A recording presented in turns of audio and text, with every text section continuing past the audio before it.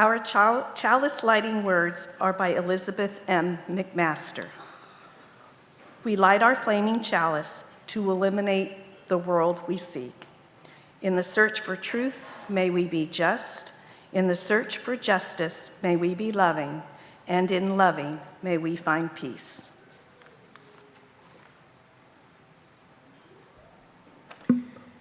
In a spirit of reverence, we acknowledge that we gather this morning on the land of the Kumeyaay.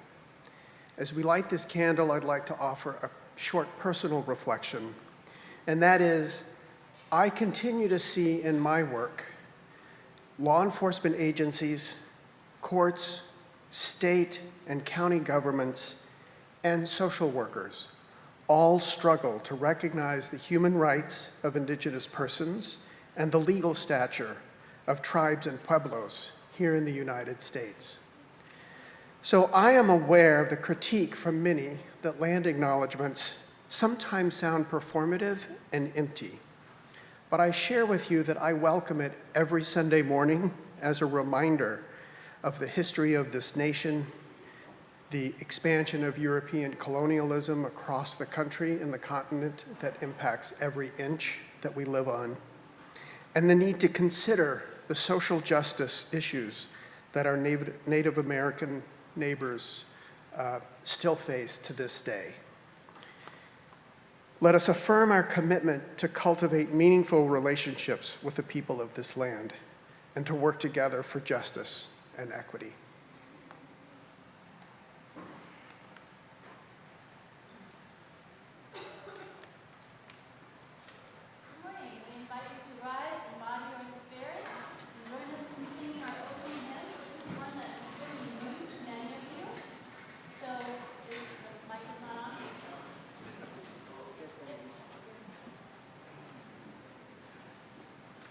I'll repeat so you can hear me. We invite you to rise in body or in spirit and join us in singing our opening hymn, which will be new to many of you. So Tomas will play it through one time, and I will sing the verse to you one time, and then after that, I would ask you to join in, and we'll start over at the first verse.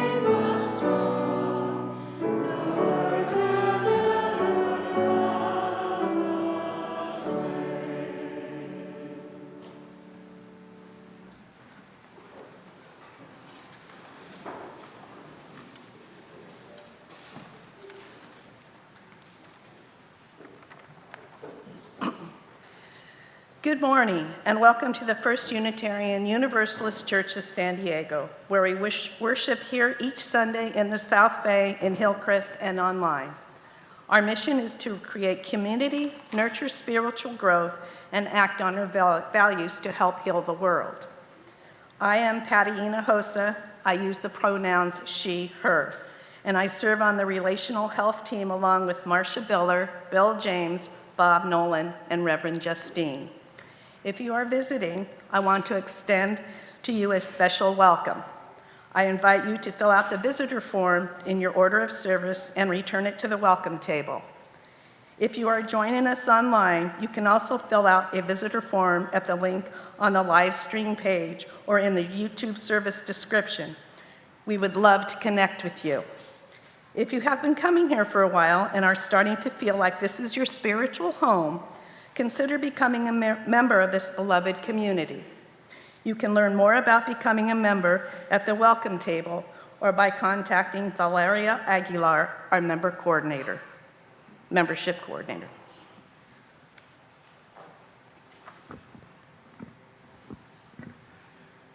Welcome to this space.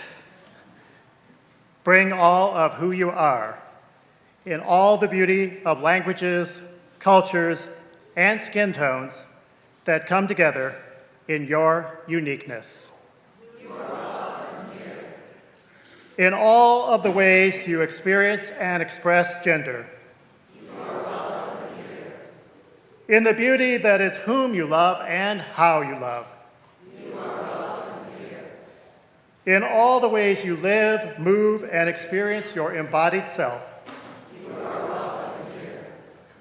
With all of the religious and ethical traditions that inform your spiritual life. You are welcome here. Together, may we live into our shared values with love at the center. Welcome.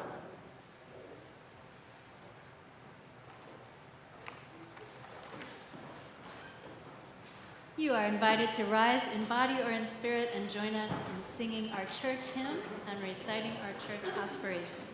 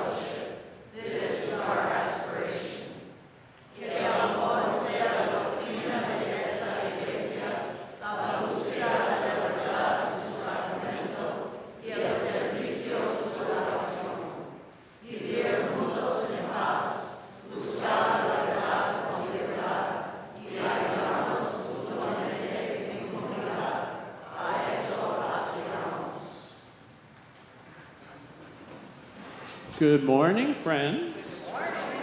I'd like to invite any children or youth who'd like to come up and join me for the Time for All Ages. And while they're on their way up, I'd like to call everybody's attention to the back of the music notes where we have the announcements for what's going on. All three of those things at the top, emotional well-being, gentle chair yoga, and the screening of No Other Land, will start at 11:30. Not 12:30 for the screening, 11:30. And if you would like to come and join Reverend Kristen and I for Thanksgiving Eve dinner church on the 26th, please RSVP. The link is in the window or on our website. We're going to cater it, so we need a count soon. So if you'd like to join us, Please RSVP for that. And welcome, friends. How you doing? Doing good? Oh, good. Today, our congregational health team is with us to think about how we want to be together as a community, and especially what we do when we maybe do something that makes other people angry or that we need to apologize for. And so our book today is one we've seen before a few years ago. It's called How to Apologize, and I think this is good advice for everyone on how to apologize. Everyone makes mistakes, whether you are big or small. And when you've made a mistake that has hurt someone or something, the right thing to do is apologize. Apologizing can be hard, especially if the other person is mad or if it's someone you don't like. But it's important to apologize anyway, even if that person owes you an apology too. Your apology can be simple. Tell the other person you're sorry for what you did. I'm sorry I borrowed your socks without permission. Don't make excuses. So don't say, I'm usually much more careful, but I had an itch on my knee and a mosquito flew down my throat and I was trying to avoid dangerous looking crack in the sidewalk, and if your ladder wasn't taking up so much space, I wouldn't have bumped into you. Do say something like, I'm sorry I knocked you over.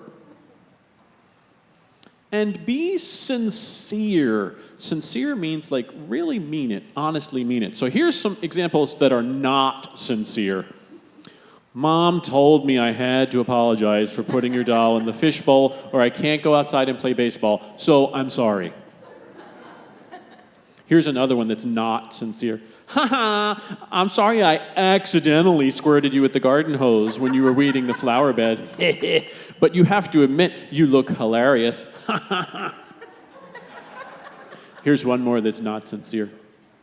Look at the glow-in-the-dark watch I got for my birthday, and I'm having a cupcake party on Saturday, and I'm so sorry I sat on your violin. And guess who's going to be the star of the dance recital next week? Me! This one is more sincere. I'm sorry I popped your balloon. I really am. You can also apologize with a note. Dear Sloth, I am sorry I stepped on your toes. I should not have been running so fast. Snail. Even if the mistake happened a long time ago, it's never too late to apologize. Do you remember back in 1987? Oh, when 1987 is a long time ago. I know I'm old. When I called you Pokey Pants? Yes. I'm sorry. Thank you. If possible, try to fix the mistake. But sometimes you can't. In that case, you can still say you're sorry, then take steps to avoid making the same mistake again. We're very, very sorry. It might be difficult, but apologizing will make you feel better. More importantly, it will make the other person feel better. And that's why we apologize. The end. So good advice for all of us, friends. Maybe if we go up into our groups, maybe we could take some time and practice apologizing. I'm looking at Miss Kate and making this up as I talk, so I hope that's okay. But friends, now I would like you to help me. If those of us up here could stand up, we're going to lead the congregation in our affirmation. We'll say it first in English and then in Spanish. We are Unitarian Universalists, a people of open minds, loving hearts, and welcoming hands. Somos unitarios, universalistas, personas de mentes abiertas, corazones amorosos, y manos que dan la bienvenida. And now I invite us all to meet outside, and we'll head to our groups.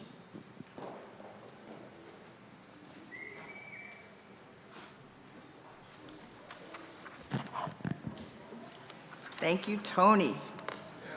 Some announcements.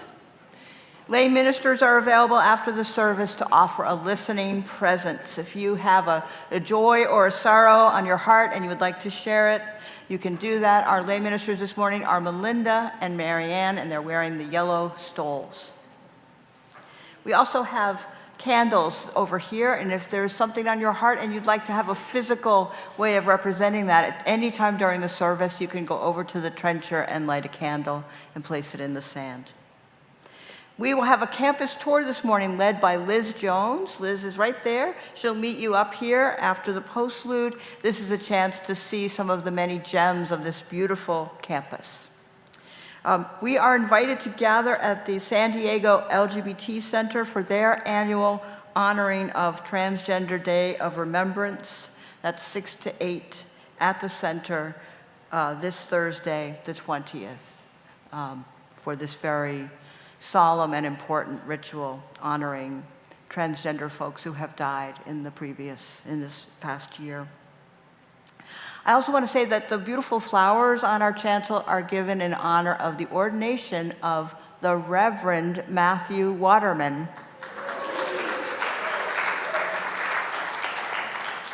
Maddie was the intern here in the 2020 church year. Some of you might remember that during that year, everything was shut down because of COVID. Maddie did his entire internship online and did a beautiful job. Yesterday, unfortunately, you might have noticed we had a bit of rain. And so the physical presence in the meeting house was a little bit light, but I know that many, many people were watching online. Yes, many of you watched. 120 people were logged in watching online. So if you intended to give to the offering, there's still a chance to do that. Maddie asked that we make an offering, which we will facilitate, and it would be split evenly between Star King Seminary, where Maddie is an alum, and also where he works in admissions, helping others to find their way into the ministry, and the other half to the Living Tradition Fund. This is a fund facilitated by our Unitarian Universalist Association that helps ministers retire some of their crushing debt from attending seminary, and also helps ministers with crises that happen that are financial setbacks, and then later in retirement. Many of our smaller congregations struggle to pay a living wage, and so the Living Tradition Fund helps kind of equalize some of that. So two very important recipients of this offering, and I think it would mean the world to Maddie if we boosted that a bit. So you can go onto our website, click on giving, make a gift, and then in the notation just say that it's for Maddie's ordination, and that will bring a smile to his beautiful face. You should have seen him. He was just beaming. It was a wonderful, wonderful day.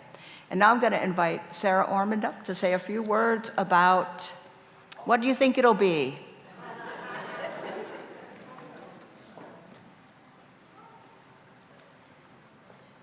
Thank you, and I apologize for horning in like this.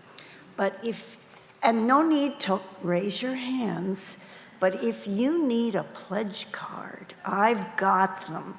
And back in the beginning of October, when I stood up and told you why I had volunteered to be chair of the pledge drive, I ended by saying, please don't make me regret this decision.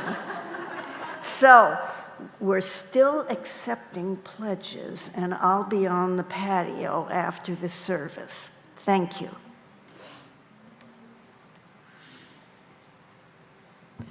And next Sunday, we will celebrate the successful completion of our pledge drive. So help make that dream come true, if you would, please. That would be wonderful. One of the ways that we live our values is by sharing our offering each week with a local organization working for justice. Throughout the month of November, we are sharing our offering with the American Indian Recruitment Programs, AIR. This is a local nonprofit that's been empowering Native youth since 1993 through mentorship, education, and cultural connection. Research tells us that cultural identity is one of the strongest indicators of academic success for Native students. Think about that. Cultural identity is one of the strongest indicators of academic success for Native students. The more they are immersed in their language, cultures, traditions, the better they thrive academically, socially, and economically. And that is the belief at the heart of this wonderful program through AIR. So this offering comes at an important time of year as we head into Thanksgiving. May we remember the truth that for Indigenous people, this holiday marks not a celebration, but a time of mourning and remembrance. It's a reminder of genocide, displacement, and survival and resilience, and of the ongoing strength of Native communities who are still here, still resisting, still leading. So today, especially, we give not out of charity, but out of solidarity.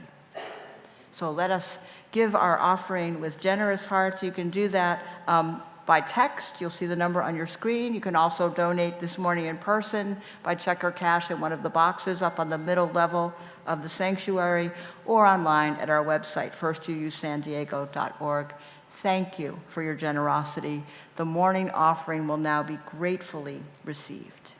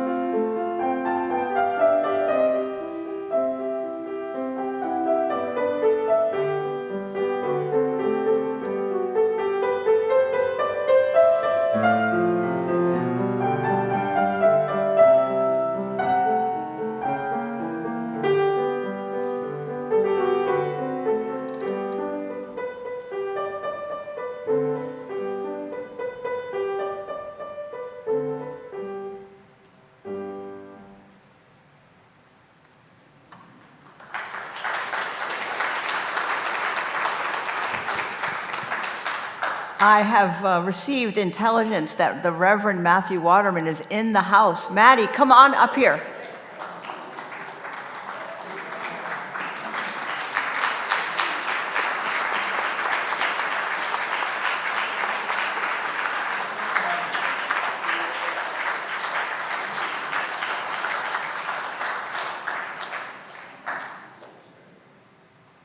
I'm going to put you on the spot. Come here. This is a loan.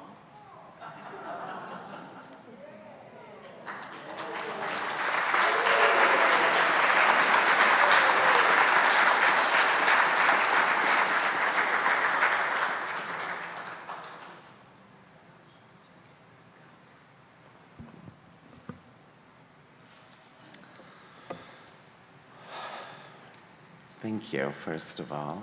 Thank you for ordaining me.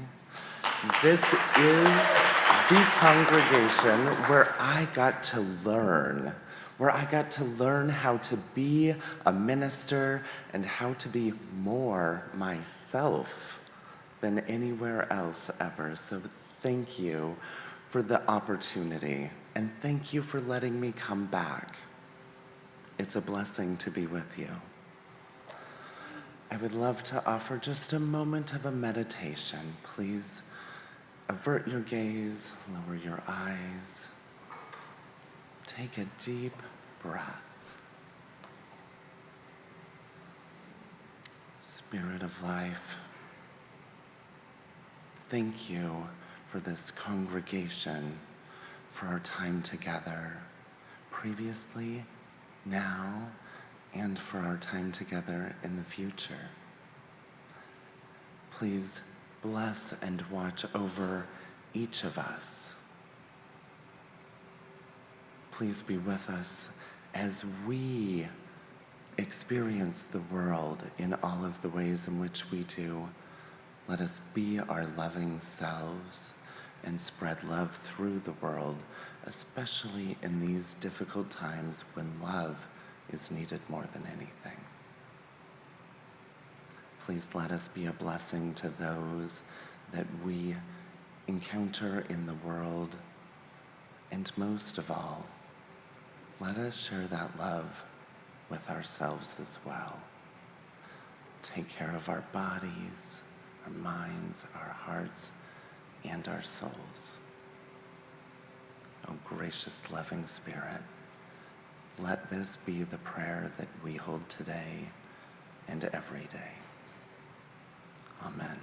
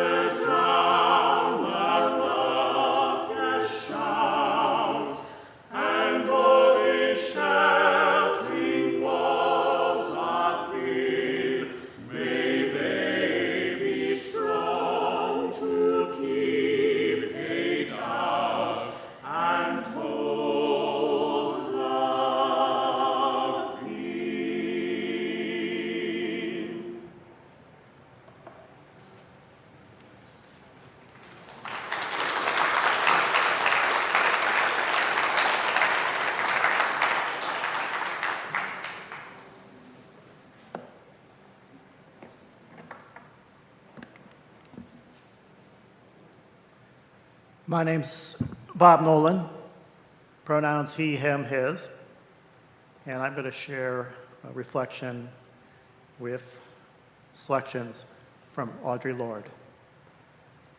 Throughout my life praxis, I continually remind myself and others with whom I work that people are multiple, complex, contradictory, and dynamic.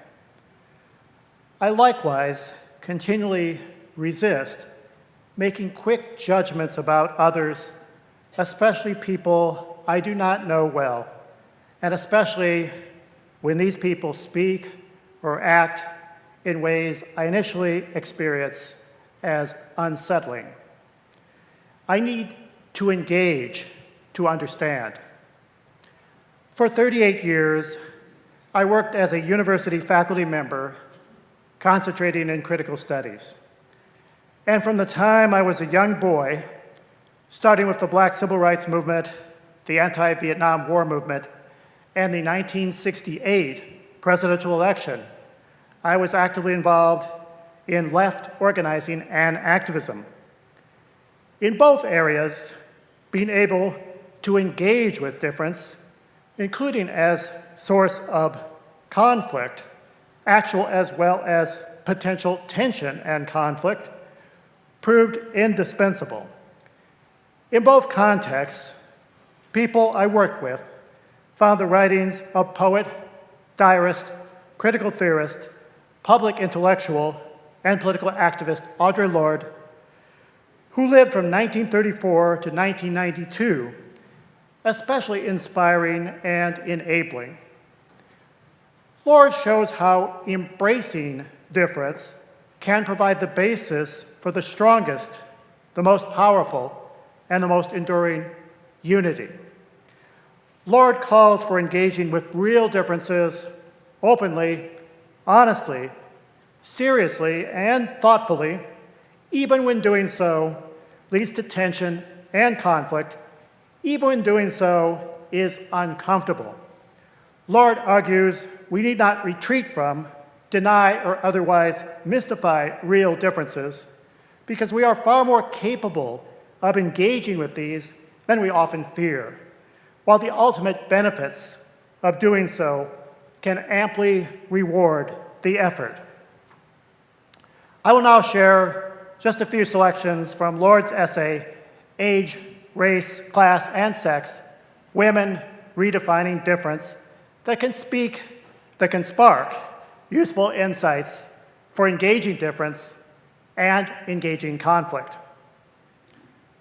Certainly, there are very real differences between us, but it is not those differences that are separating us.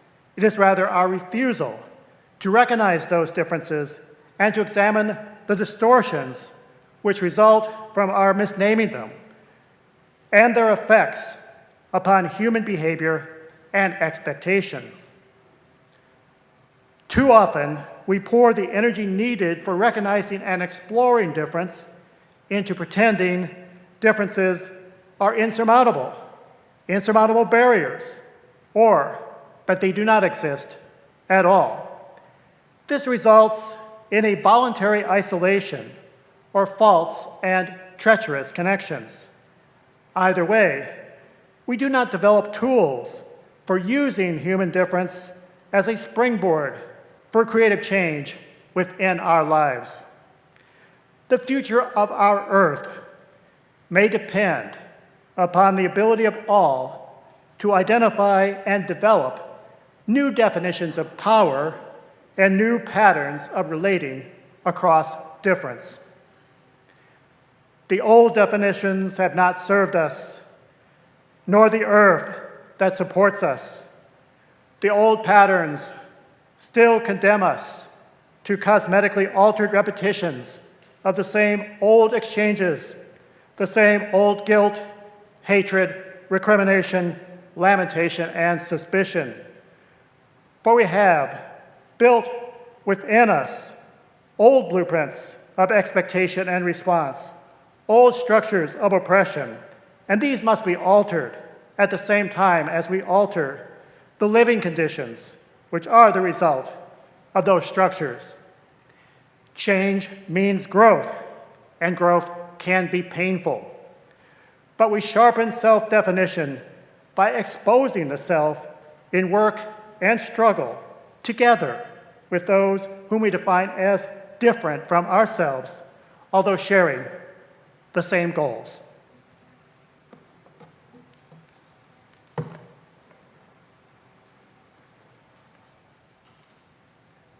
This piece was written by openly transgender American composer Angela Morley, who transitioned in the middle of a successful career in the 70s. It cost her, but she was not held back. She went on to win Academy Awards and continue an extremely successful career, so I am very happy to play her music.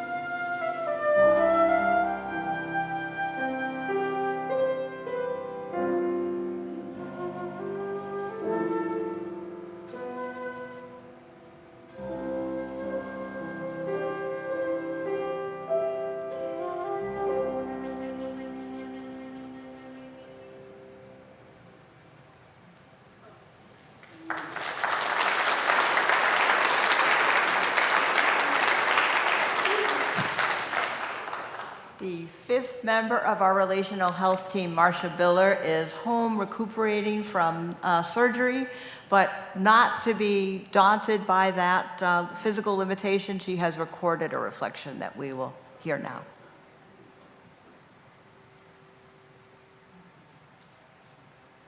Hi, my name is Marcia Biller, and I'm a member of our relational health team. A few years ago, when this congregation was experiencing heightened conflict, I decided to attend several intensive trainings on my own.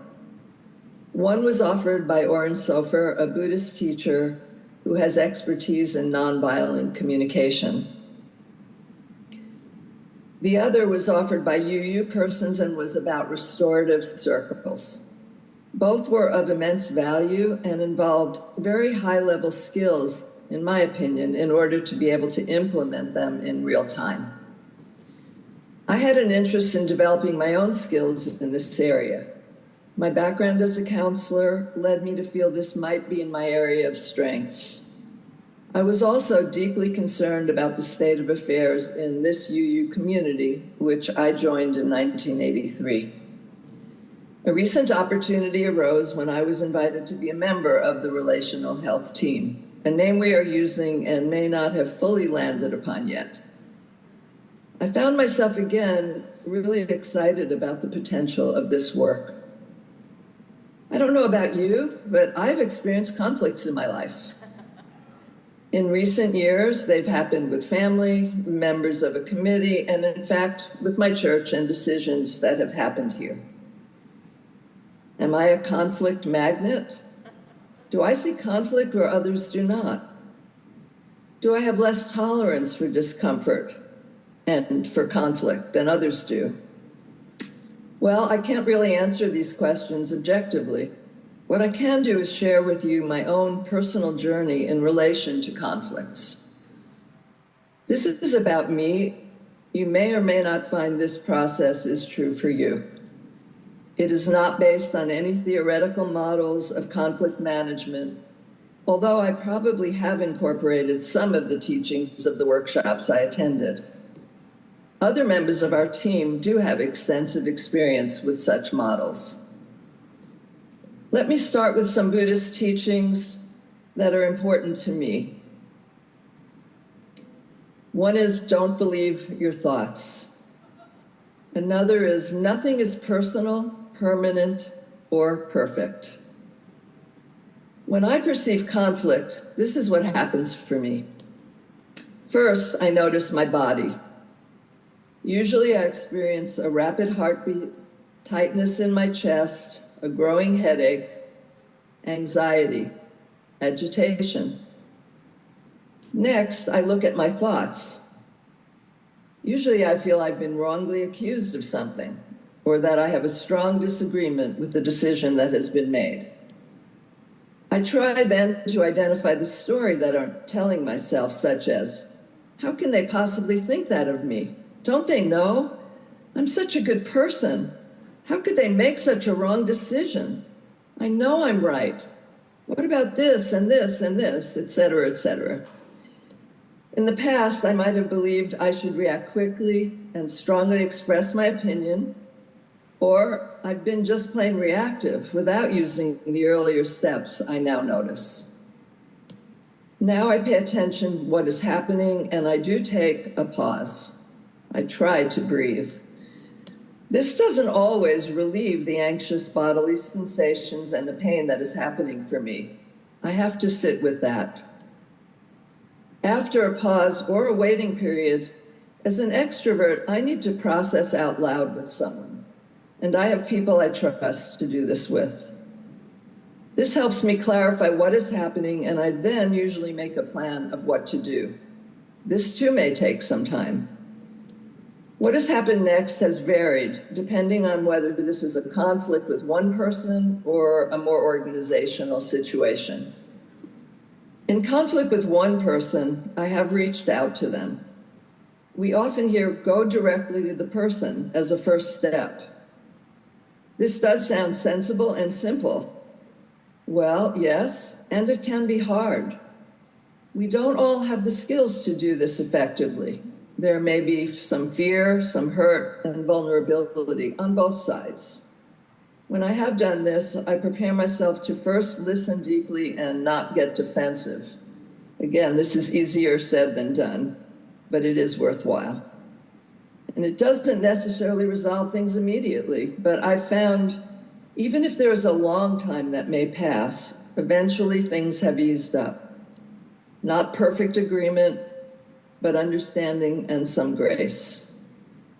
In the church setting, what I've chosen to do is to ask for some trusted and respected people to accompany me to discuss concerns.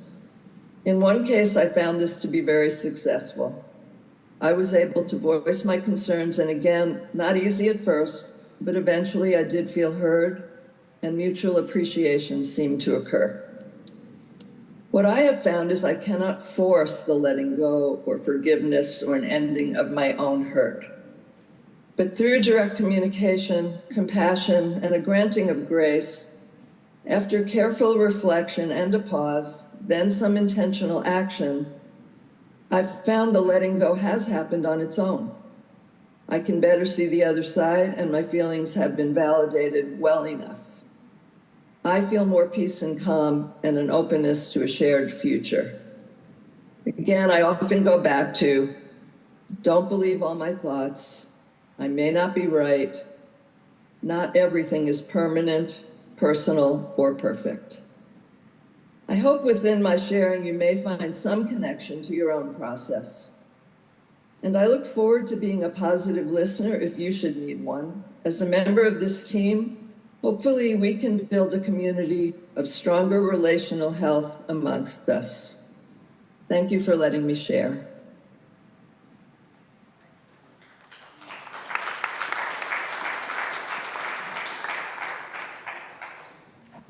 So I'm just curious if anything that Marcia shared resonated with you. Can you give me a little wave, just so I know that I'm not alone up here. So appreciate Marcia. She's a longtime neighbor and dear friend. So grateful to Reverend Justine's leadership to get us together on this relational health team to do what we think is going to be some important work. She mentioned some mantras, some lessons, some things that she repeats to herself. One of the phrases that I use repeatedly in my work that it often involves conflict is that conflict is inevitable. Combat is optional. That mantra helps me remember that when we're doing our best work, especially with people we love and trust, disagreements will happen. And that's okay. In fact, it's necessary. When we are addressing important topics that have serious consequences, differences of opinion are part of the process. As a congregation, we're about to face some big decisions about our campus, about calling ministers, and about how to welcome and include our neighbors here in San Diego as new members. These conversations will stretch us. They will challenge us. Yes, they will bring conflict. But here's something that I've learned over the years. Preparing in advance to handle those disagreements pays off. The hymn about "Let no evil cross this door" has a phrase about "Let the walls be strong enough to hold the hate out and hold the love in." We can help build those walls. We can contribute to shoring up and making sure those walls will do that for us. Not only is an ounce of prevention worth a pound of cure, but when we engage with compassion and candor, something beautiful happens. Those hard conversations can actually bring us closer together. They deepen trust. They strengthen relationships. Teresa Cooley talks about this in her book, Transforming Conflict, the blessings of congregational turmoil. Just let that sink in for a minute. Turmoil and blessings in the same subtitle? Is she kidding us? But I believe that her premise is true, not just in theory, but in practice, because I've had a chance to practice it in my own life. So here's my hope and my prayer: that each of us will commit to learning the skills that help us navigate conflict in healthy ways. Our relational health team is here to guide, support, and in fact, learn with you through this process.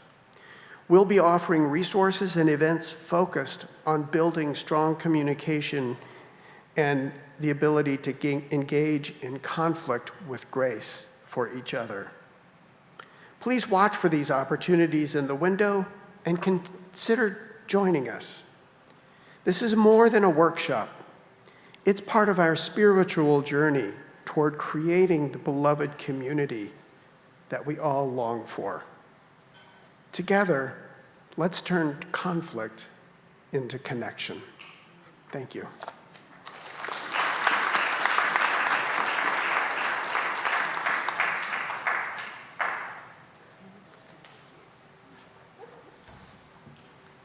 We invite you to rise in body or in spirit and join us in singing our closing hymn, Come Thou Fount of Every Blessing.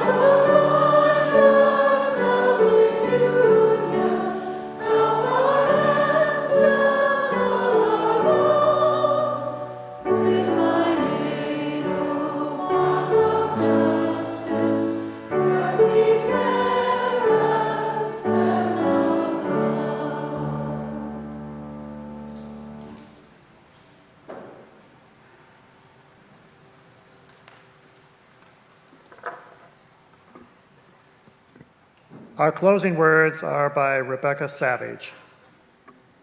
As we end our time together today in spiritual community, may we depart this sacred place, sacred space, knowing that blessings shall follow us all the days of our lives if we live in and return to right relationships, if we extend grace and forgiveness to ourselves and others, if we behold mercy as a spiritual superpower, if we emanate the greater love that holds us close. May our lives radiate the blessings that we have been given. May kindness and compassion fall gently from us. May there be peace in the world, and may it begin again with us.